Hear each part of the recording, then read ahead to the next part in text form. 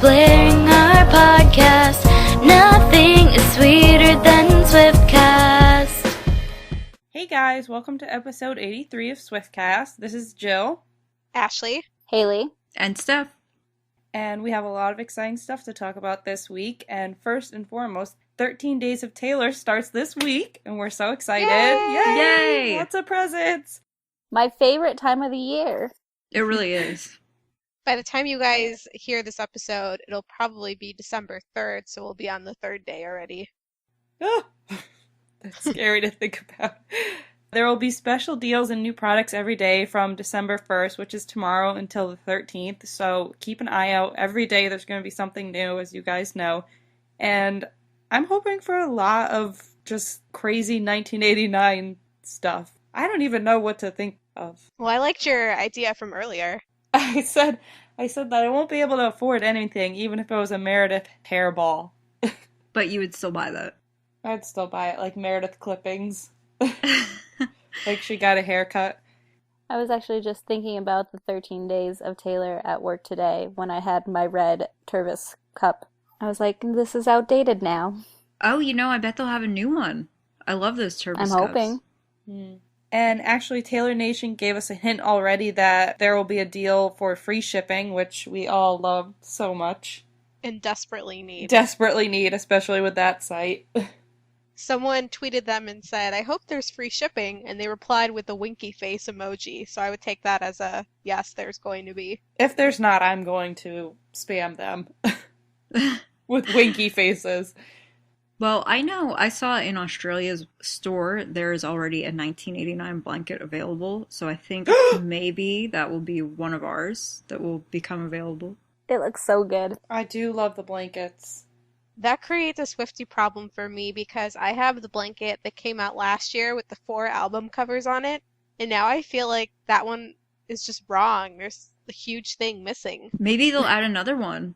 You could just have that one with the 1989 blanket, because 1989 is like the biggest album of them all. Yeah, it just bothers me. They need to make an updated version, and I'll buy that too. Maybe they will. Or maybe they'll wait until after album 6 so it will be an even 3 and 3. Yeah, that would make sense. Well, there were a couple of shirts that aren't for sale yet, but they show up in the coming soon section on the website, and they're super cute. I really think we're going to get a lot of new stuff we haven't seen before, because even with the things that came out in the 1989 packages, like the keychain and the hair ties, that's stuff we've never seen before, so I'm looking forward to new stuff. And I'm hoping maybe, like, we could get some kind of makeup products, maybe, like, a little Taylor chapstick. Ooh. That'd be cute. I've seen people do that before, so it's possible. The shirts that Ashley is mentioning include a shirt that has Olivia and Meredith on it. It's adorable. Yes. And then the other one is a stamped date long sleeve white shirt, and it has Taylor's birthday and then the release date of every single album. And I need both of those shirts desperately. Maybe the one with Olivia and Meredith is made with fibers of Olivia's hair. Yes! You're so right. And this year, if we do not get a stuffed Meredith or Olivia, I'm going to be so angry. That would be fantastic. Do you remember how bad last year everybody thought there was going to be a stuffed Meredith? Yeah. Well, they added a flash drive of 1989. That was so crazy. I feel like because I'm in school I should get that, but I'm just like, I'm too rough with mine. I've heard of that a lot on Tumblr, that everybody's like, I've never been so excited to want to go out and buy a flash drive, or they're like, I never knew how much I needed a flash drive with Taylor Swift's face on it until it came out. And I really like the 1989 ornaments too. Yeah, I'm really excited about those. They're all bright neon colors. Yeah, and there are already 3 of them, and I want them all. Do you know what I'm hoping for, actually? I changed my mind. I hope that they give us some kind of little, even if it's a mini one, like a Taylor-themed Polaroid camera. Ooh. Yeah, they didn't really do a Sony one like we expected. Even if it only did the little pictures, but it was like Taylor-themed, they made it themselves, that'd be so cool. I've noticed, I don't know if any of you guys have noticed, that in the past week or two, some of the Polaroids that she's been posting pictures of, it looks like she's using a new newer style of camera. Yeah, and she's been sending that same style of camera to some fans in the mail. Yeah, so I kind of started to wonder if maybe she ran out of film on the other one. But can't you just buy new film? Maybe she bought up and used all the vintage film for this vintage camera that existed with all her Polaroids, and now she can't get any more. Well, I sure hope they're coming out with well resolutions. Yeah, I think that the Polaroid that she is now using is called a Fujifilm Insta Mini 90 Neo Classic Instant Camera. Oh, is that what you just pulled off the top of your head that you think it's called? Steph, wow, impressive. I've been keeping track of everything, and I noticed that the film she's been sending to fans is the same as what she's taking photos with now. And I found that camera. It's called Fujifilm Insta Mini 90 Neo Classic Instant Camera.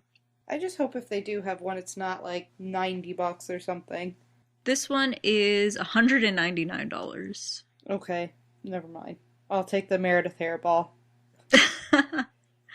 Well, we also know that the 1989 vinyl is going to be coming out, I think, next week. Mm-hmm.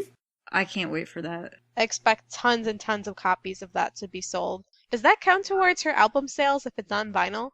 I think it does. It's her album, yeah. I mean, it's got the songs yeah, on it, should. so... I can't wait to get it and probably never open it like I've never opened my other ones.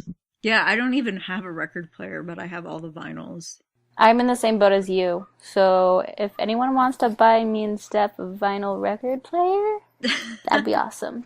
Well, it seems like we're going to have a ton of awesome things, whatever they are, and I'm sure we're going to love all of them. And we'll definitely be recapping all of it for you on our Twitter, Swiftcast13, and also on next week's episode, which should come out around December 10th. We'll recap everything that has come out so far. Definitely. So for now, we're going to move into Keeping Up with Swift with a couple of record-breaking news. So the first piece of record-breaking news is that the Blank Space video, which has been out for about 3 weeks now, already has over 122 million views. Wow. That's crazy. And along with that, they just announced that Taylor is the top-selling artist in the United States since 2000, so of the past 14 years. Oh my god! Yay. Yay! That's such a huge accomplishment. Are you kidding me? 14 years and no one has broken that until her. Exactly. That's crazy. So the way that they determined Taylor is now the top-selling artist since 2000 is because she has sold 25.1 million albums, which is more than any other artist has done since 2000. That's crazy. That's a lot. Not to mention, like, everything else she's accomplished, too. And 1989 has been out for just over a month now, and it has sold 2,214,000 copies. So many. I am blown away. That is amazing. I feel like albums that have been out for a year or more, a ton of them haven't even probably come close to that. Well, Oh, not yeah. even. Not even close. I just can't believe it's only been a month.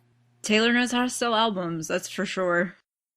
Well, one thing that we forgot to mention on last week's episode that I think is pretty exciting. Last week, John Green tweeted that he talked on the phone with Taylor. He said she just called him up and she was just very pleasant to talk to. And this kind of made people have sort of a meltdown because people were wondering, what's Taylor doing? Why is she talking to John Green? People already melt down over everything that John Green tweets on his own. That's true. John Green, I think, is probably the most popular author right now. He's written The Fault in Our Stars, which is huge, and Taylor loves that movie. So it seems like people are speculating that maybe Taylor is going to write a song for the new movie Paper Towns, which is based off of John Green's book. Well, the movie already had a sort of a Taylor connection already because Taylor's good friend Cara Delevingne is actually playing the lead role in that movie. That's exciting. I bet it's gonna happen. Do you know what would be the cutest part of that? Is that Ed wrote a song for Fault in Our Stars, and now Taylor will write one for this new movie. Perhaps. We'll see. Who knows? Maybe Taylor just called to say, hey, I love you.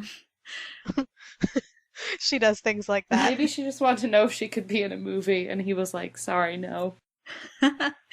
Well, this movie's going to be released on June 19th, 2015, so we'll see. I was always a little bit curious because earlier this year, maybe in January of this year, Diane Warren announced that she had written a song with Taylor. And Diane Warren is famous for writing songs that go to movies, like huge blockbuster, don't want to miss a thing, like those kind of huge songs. And so I expected Taylor to have a song in a movie this fall, and maybe she would be nominated for another Golden Globe, but we haven't seen that happen yet. So I just wonder what happened with that Diane Warren thing.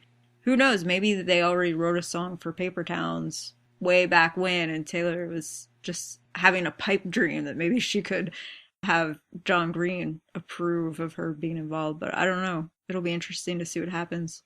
Yeah, I can't wait to hear about it. Speaking of things that Taylor's up to doing, we have her upcoming schedule, and the first one we're going to start with is on December 5th. She's going to perform at the Jingle Ball in LA. That'll be fun. Then on December 7th, she will be doing the Jingle Ball in London. And then on December 9th, the Victoria's Secret fashion show will be airing at 10 p.m. Eastern Time on CBS, which I am excited for that. So excited. And we'll get photos from that event this week because they're actually filming it on Tuesday. I can't wait to see all the photos. And with Ed, oh, it's going to be so awesome. We won't even know where to focus on. I know. There's so much. So much. I'm predicting she'll sing Shake It Off and Blank Space. Yeah. I think she'll do two. No, I think she might even do, oh, well, with all the other performers, yeah, she'll probably do two. I just had an image in my head of a really awkward encounter of Taylor performing in something close to lingerie while Ed is somewhere nearby. I honestly think he's going to feel so awkward around all those girls. Because he thinks that he's not like a stud, even though he totally could be. Yeah. But he'll just be hanging out with the whole Victoria's Secret crew. I wonder if he'll do Don't or Thinking Out Loud, or I can't That wait. would be my guess. All I know is that there's going to be a ton of awkward pictures of him, and I'm really excited. He's so cute. And actually, I wish he were coming to the Jingle Ball. On December 12th, Taylor will be at the Jingle Ball in New York City, and we will be there. We're very, very excited. Yay! So excited. Don't they sometimes have surprise guests? I don't know, I've never been. Well, and earlier that day, Taylor will be awarded as the Billboard Woman of the Year at a luncheon. She's the only person ever to win twice. So this is the second time Billboard has named her Woman of the Year. So it's going to be a very exciting day for her. And then on the 13th, as we all know, Taylor is turning 25. Oh, that's crazy. 25. She's so old now. Quarter of a century. Yep. And she's accomplished more than most of us ever will in our lives. Yeah. For real. Also on December 13th in Los Angeles, Taylor's new special exhibit is going to be opening at the Grammy Museum. That's exciting. I wish I could go to that. It will be really cool. Well, the next day, on December 14th, she is going to be on the X Factor UK at 4 p.m. Eastern. Is she performing on that one? Yeah, she'll be performing. It's the season finale. No, that's going to be awesome. Yes, I believe it will be live because she mentioned in an article before that she was traveling to the UK on her birthday. So I do think she'll be there live. On December 14th, something I've been waiting for years, Taylor was finally selected to be on Barbara Walters' 10 Most Fascinating, and that's already been recorded. You can watch it at 9 p.m. Eastern on ABC. Exciting. And to top it off, on December 31st, New Year's Eve, Taylor will be at Dick Clark's Rockin' New Year's Eve with Ryan Seacrest, and that starts at 8 p.m., and we're all excited for that. I'm excited for the new year. Touring year. Yeah, definitely. I remember on our last episode of last year, we said 2014 might be kind of boring because Taylor's not really going to be on tour, and we just want it to be 2015, and now here we are. Crazy. And we were so wrong. 2014 has been very exciting. It has been the best year for us. Yesterday, I was complaining to my boyfriend and said, I really hate winter. I just want it to be over. And he said, no, you just want your Taylor tour to start. And I said, no, but I really do hate the winter. I'd want it to be over either way, but yes, I do want my tour to start. Yeah, my family was like, so when does your world tour start? And I said, oh, I'm just doing North America. I like how they said your world tour.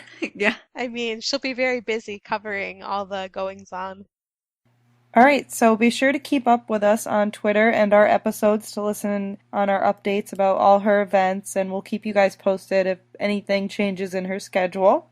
And so now we're going to move into our fashion piece. And TayswiftStyle.com put together a really awesome holiday gift guide of items and fashions and things Taylor has worn, and they're available and they're actually very affordable. So we want to share these with you guys since Christmas is coming up, in case you wanted to splurge.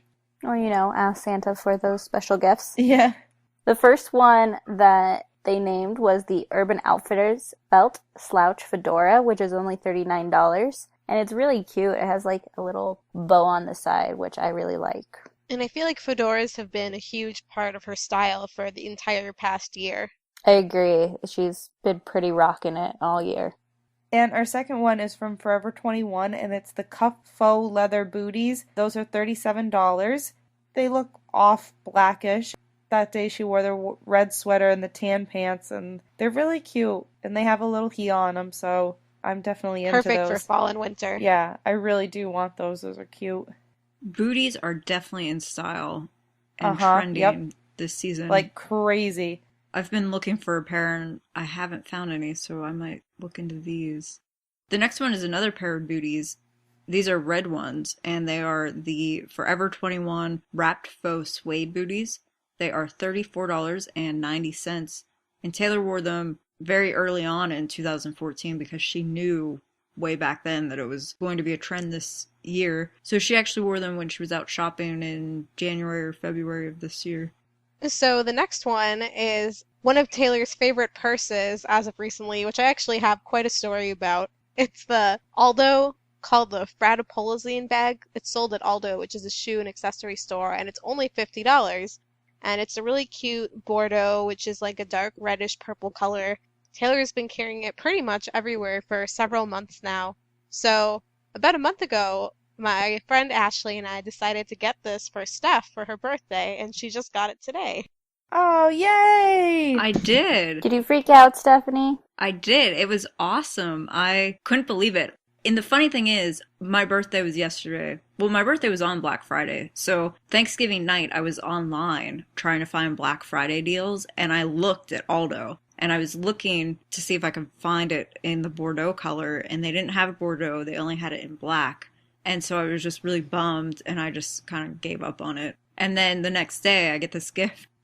And it's a really nice bag. It's pretty big. It has a really nice shape to it. And the bottom is very sturdy. So it looks like it's completely full of stuff, even if it's empty, just because of the way the board is at the bottom of the bag. And it has the little padlock and a little key that's really just kind of for decoration, but it's cute. I love it. It's perfect for you. So it's been going in and out of stock. I've been literally checking Aldo every single day because I wanted one for me, and it will pop up for a few minutes and then it'll say it's gone. So you just need to keep checking back. But I actually called about 10 different Aldo stores when I was trying to track one down for myself. And can I tell you how much fun it was trying to spell out Fratapolazine over the phone to an employee in a loud, busy store who could not care less what I was trying to say? I bet. And you found one, though. So I couldn't get one from the store, so I was looking for one on eBay. And the one I was looking at on eBay ended up selling for over $100, and I didn't want to pay that because it was a $50 purse. But then I went back on eBay, and there was a weird banner ad that popped up and showed me that on the Home Shopping Network website, for some reason, they had the purse on there. Sometimes I love when the computer stalks you. So that's how I got it, and I haven't got it yet. It's probably going to be here in a few days, but I'm really excited about it. So if you really want this bag, it might take some work, but it's worth it. Definitely. The next outfit that is really affordable that she said you can buy is a ModCloth Peaceful Visage top, which is only $40. And this one is off-white, and it has the sleeping eyelashes on the chest. It's really unique. I've never seen anything like this. Yeah. It is very unique, and I don't think a lot of people would be able to pull it off. It's so cute how it has the black button as the nose in the middle. That is cute. I didn't even notice the black button, to tell you the truth. And the eyes are on the pockets, so it looks like a face. I really like it. And the next outfit is a dress, and it's from ModCloth. It's the Abiding Beauty dress in black, and that's $44.99. And she just wore this recently this year. And ModCloth is having a bunch of online sales. Yay, Cyber Week! I just got a couple of really cute headbands during their Black Friday sale. They have the best headbands. Our next one is from when Taylor was out and about in LA around August. She wore the warehouse drawn floral print top and short. It looked kind of like a crop top and short outfit. And they're both $21, so you can get the full outfit for $42, which is pretty reasonable. It's a cute outfit. It'll be perfect to save for spring or summer to even wear to the tour. It would be a perfect tour outfit. So for all these Christmas ideas, you can go to TasteSwiftStyle.com, and we always thank her for coming up with such good stuff and always finding the best outfits. And these are really awesome ones because they're all affordable, and if you want to get your Swiftie friend something for Christmas, they're perfect. So go check those out. She actually has a couple other lists too. She has gifts under $25 and then even gifts under $15. Which is very rare, so go check those out. And now we're going to move into our mini segments for the week, all our Swiftie problems. And our first mini segment this week comes from @HannahGales13. She says, singing blank space aggressively when in reality you have no ex-lovers. Swiftie problems. Our next one is from @LucySharp. Rocking so hard to Bad Blood that your headphones fly across the room and almost break. Oops, Swiftie problems. #studying. It's a little hard to study when you're headbanging to that. Well, we've also been definitely rocking out to Bad Blood, and we're going to be talking about it and discussing it in detail for our main discussion in just a few minutes on this episode. And our next Swiftie problem comes from T_Will33.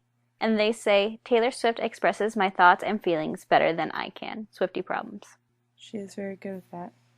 Our next one comes from @SwiftyProbs with two Z's. I literally only watch award shows to see Taylor. Congrats, Taylor. Swiftie problems. This is so true. I only watch them to see her too. Even if they put her at the beginning, they always put her somewhere in the middle or near the end too, so that people will actually continue watching. Steph, this next Swiftie problem goes out to you. It's @Shelby Maria. She says, guys, help, I can't Tumblr fast enough. Tumblr is a lot of fun, but sometimes it's hard to get what you want to get out immediately. If you miss something on Tumblr, then you just have no hope. Which is good, though, because people really reblog things on there rather than taking it for themselves. Our last one is from @FearlessKnight, and she said, I hate it when I'm jamming to Taylor Swift in my car and then someone calls and throws off my groove. Swiftie problems. You threw off the Swiftie's groove. Rude. Thanks for sending us all your Swiftie problem, guys. And if you ever want to send us any Swiftie problems or any other mini segments, just tweet us at Swiftcast13. And we love hearing about them. So, like we said earlier, we're going to move into our main discussion now about Bad Blood. It's the 8th song on the album, and it's a really good one. There's so much to say about it. Well, we can first tell you what Taylor said about Bad Blood when Rolling Stone interviewed her. And Taylor said, this song is about another female artist. For years, I was never sure if we were friends or not. She would come up to me at award shows and say something and walk away. And I would think, are we friends, or did she just give me the harshest insult of my life? Then last year, she crossed a line. She did something so horrible. I was like, oh, we're just straight up enemies. And it wasn't even about a guy. It had to do with business. She basically tried to sabotage an entire arena tour. She tried to hire a bunch of people out from under me.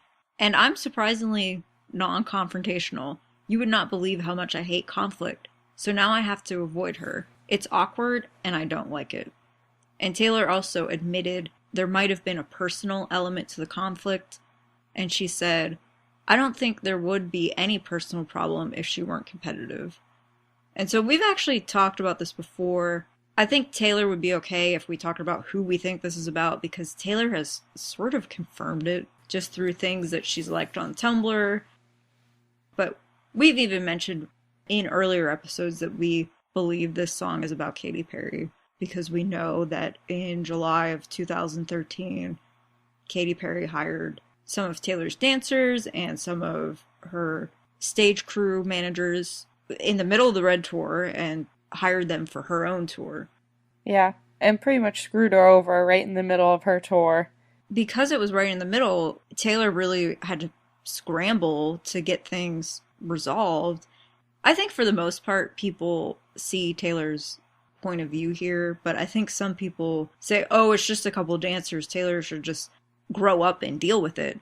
But the thing is, she has a contract, and those dancers have a contract, and they broke the contract to go with Katy. And the other thing is that Taylor was so nice to everybody. She invited them over to her house in Rhode Island for the 4th of July and was just really welcoming to everybody on the whole tour. And then to have them pull a move like that probably was heartbreaking for her.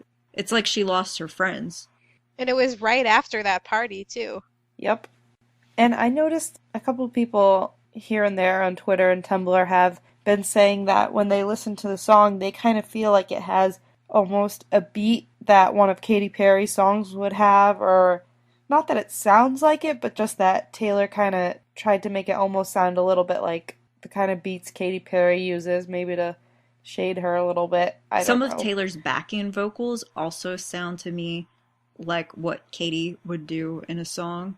One of my favorite parts about this song is it was produced by Max Martin and Shellback, who they've both produced a lot of songs for Katy, including a song called Ghosts, which if you look at the lyrics, Taylor has a line that says, if you live like that, you live with ghosts. And so it's very clever, and I'll be interested to see whether Katy will work with Martin and Shellback again. I would guess she would, but it was just interesting to me that they're kind of playing both sides. I mean, they worked with Katy before 1989 came out, but they were also working with Taylor during Red. And then can we also just point out about that tweet that Katy Perry made when Taylor's album came out, and obviously she had listened to the song and indirectly, well, we all assumed indirectly, by saying, watch out for the Regina George in sheep's clothing. Yes. I remember that tweet, and then Taylor sort of hit back with her Blank Space music video when she cuts holes into the shirt, and that's what happened to Regina George in Mean Girls. So if you haven't seen that, it was hilarious, and that was floating around. I thought that was so funny. On Tumblr, you could see a photo of Katy's tweet and then a photo of Regina George. I don't think any more really needed to be, though, you know? The song kind of tells the whole story. The other thing that happened recently that a lot of you probably heard about is that Diplo, who I didn't even know, I had no idea who this person was. He's apparently Katy Perry's new boyfriend. Diplo. He made up was it a GoFundMe campaign? And it was called pretty much Help Taylor Get a Butt. Yeah. Because he thinks her behind is too flat or something. And it was just stupid and body shaming and just harassment, really. And, you know, who knows, Katy might not have had any involvement in that, and I'm not going to just say she did. But still, it's her boyfriend, and it's just wrong to do that. It was so rude and just so unclassy and rude. Especially when you're as irrelevant as he is, you really don't have any place to talk. Well, that's why he did it. He wanted to get attention. He got more attention from that probably than he could get from anything he did in his career. Seriously, he got so much attention for that, and that's exactly what he wanted. But so many people came to Taylor's defense, and I was happy to see that. Taylor, of course, didn't get involved because she's classy. Well, because she has some class, yeah. It's, like, funny to see how Katy Perry is older than Taylor, and Taylor is taking the more mature, classy route, and it just goes to show a lot. But it is, I think, kind of a sad song because if you look back in time, Taylor and Katy did hang out. They went to award shows, and at the photos that you see from the award shows, it looked like they were friends. Taylor would go out to dinner sometimes with Katy, and she went to Katy's birthday party one year. So I think they were friendly, and when this happens, the friendship is just completely shattered and will never, I don't think, be resolved.